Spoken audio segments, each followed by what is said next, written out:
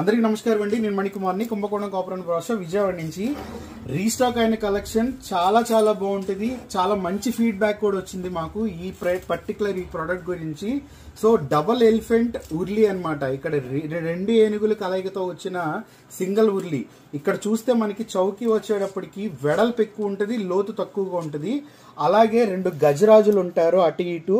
ఆ రెండు గజరాజులతో కంబైన్డ్ గా వచ్చేదే ఉర్లీ అన్నమాట. తామరాకు వచ్చినట్టు ఉర్లీ వస్తుంది. ఆ ఉర్లీ చుట్టూతో కూడా మువ్వలు. సో ఇది ఫ్లవర్ డెకరేషన్ కి కాదు. యాక్చువల్ గా నాకు తీసుకెళ్లిన వాళ్ళు ఒక ఫోటో అయితే ఎలా పంపించారంటే ఇలా అర్ధనాదీశ్వరులు పెట్టారనమాట. అంటే ఇప్పుడు నేను అర్ధనాదీశ్వరులు పెట్టాను, సో ఇలా పంపించారు. అర్ధనాదీశ్వరులు పెట్టచ్చు, చక్కగా సన్నగా ఉన్న కృష్ణుడి విగ్రహం పెట్టచ్చు, వెంకటేశ్వర స్వామి విగ్రహం పెట్టచ్చు. సో ఇలా నుంచున్న ప్యాటర్న్ ఏదున్నా సరే ఏ విగ్రహాన్ని అయినా అలంకారం చేసుకోవచ్చు. ఇంత హైట్ లో వాటర్ పోసి చక్కగా పువ్వులన్నీ వేస్తే చాలా బాగుంటుంది. అలాగే గజరాజులు ఏంటంటే మనకి ఐశ్వర్యానికి, శక్తికి సూచికం, అంటే నమూనా అనుకోండి, నమూనా.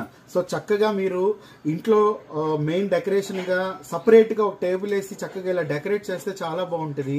అలాగే షోరూమ్స్ లో అనుకోండి, కస్టమర్స్ ని అట్రాక్ట్ చేయడానికి ఆ ఉర్లీలు పెడతా ఉంటారు, చాలా ఉర్లీలు. సో ఇలాంటి ఉర్లీ పెడితే ఇంకా మోర్ అట్రాక్షన్ గా ఉంటుంది. అలాగే ఏదైనా ఈవెంట్స్ లో మీరు ఎవరికైనా రెంట్కి ఇచ్చినా కూడా, అంటే కొంతమంది రెంట్కి ఇస్తూ ఉంటారు ఈవెంట్స్ వాళ్ళు ఇలాంటివి రెంట్కి ఇచ్చినా కూడా చాలా బాగుంటుంది డెకరేట్ చేసి. ఇటు సైడ్ ఈ మువ్వలు ఉన్నాయి కదా, ఇలా ఫ్లవర్స్ లాగా, అంటే లిల్లీ పూల్ లాంటివి దాంట్లో ఇలా వేలాడి తీసి ఇలా కూడా మనం చెయ్యొచ్చు. సో మనం ఏదైనా పర్టికులర్ గా అకేషనల్ అప్పుడు కానీ, లేదంటే ఎప్పుడైనా పండగలప్పుడు, అకేషనల్ గా ఏమైనా ఈవెంట్స్ జరుగుతున్నప్పుడు అప్పుడు కూడా మనం ఫ్లవర్స్ చక్కగా డెకరేషన్ చేసుకుంటే బాగుంటుంది. అలాగే ఎవరికైనా గిఫ్టింగ్ ఇవ్వాలనుకున్నా కూడా చాలా బాగుంటుంది అనమాట. సో ఇది మీకు గజరాజులతో వచ్చిన ఉర్లీ కలెక్షన్.